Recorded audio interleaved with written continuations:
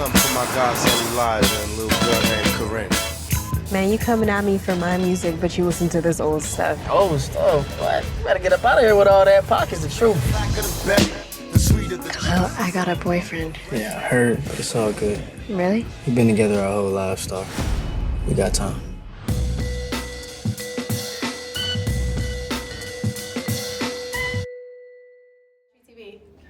Hey guys. What's it? Hi. I'm excited to be here. It's my first time. It's my first Yeah, time, us too. too. Yay! Well, you deserve it, especially after seeing this film. Thank you. Thank you. I want to start with Algee. I have to say, you were so charming in the beginning that it was almost like we knew what were going to happen, but I was still devastated when it did. Did you go into it with that intention of like, I only have these few moments, let me make the mark?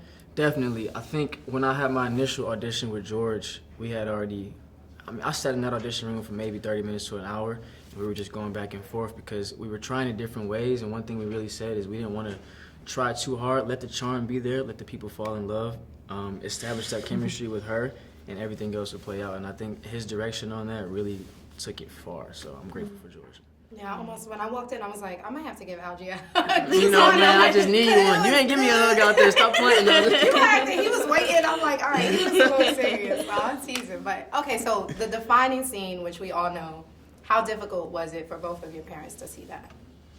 For our parents? Oh, that's a good question. I haven't talked to my mom about it, actually. My mama cried like a baby. Yeah. And we saw it sure. at nighttime too. I think the first time they screened the movie was during the day.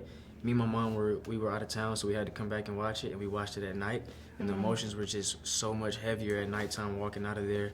It was just silence, but she was just crying, and it was just like, I don't know, it was just, me and my mom have been through a lot together, so it was just, she was more so, I think, just crying because she was proud and realizing like my purpose and everything, but it was Absolutely. good. Yeah. We are proud. I get those goosebumps every time. What's up? Where you been at? Man, I know you be hanging with all the white kids. Yeah, when you're not around, when you go that to the side. Out of the car. Yo, Starr, you okay? Go back where he told you. Khalil, I'm not playing. Go back where... What did you do? Amandla, there's a scene where you asked Chris, have you ever seen a friend die? And that was very personal for me because I was watching and I was like, wow, I have. And it made me realize how our experiences are so different.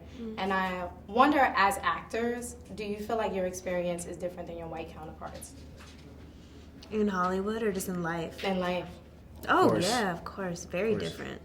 Yeah, I mean, you know, we're institutionally discriminated against. Absolutely. You know, it's a struggle. You know, even to just be able to get in a space where we have a platform is a huge privilege because it's really challenging to do that. And I think probably where the craziest part to see within our industry is probably to see how accessible and easy it is for our white counterparts to have these opportunities, you know, in comparison.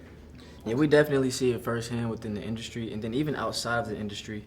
Some people don't even understand though that they have that privilege, and so I think that was one cool thing about Chris at the end of towards the end of the movie, he started realizing, all right, I don't understand, so let me just have an open mind so I can try to understand, and that's the whole point. As long as you try to understand and sit down and have a conversation to help the situation, then I feel like that's a start. Yeah, I feel like a misconception around privilege is that you have some malintention as a privileged person, like that you have a bad intention. But I think the problem is actually that you have no intention, that you have an unawareness or ignorance towards your position in the world and how it affords you opportunities over those who are discriminated against. Exactly.